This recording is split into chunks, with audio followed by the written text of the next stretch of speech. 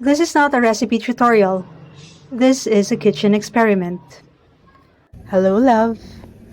I found this easy and simple recipe from a magazine, so I thought of making it.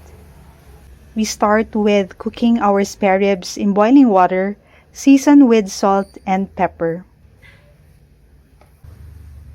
We cook the spare ribs until fork tender.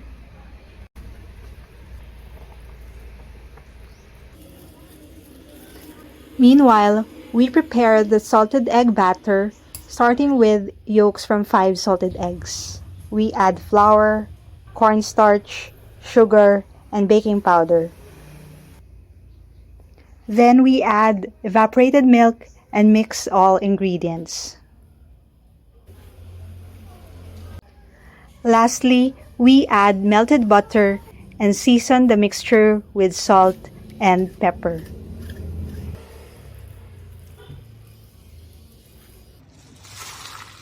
Now let's coat the spare ribs with the batter and drop each piece in a pan of hot oil, making sure not to overcrowd the pan.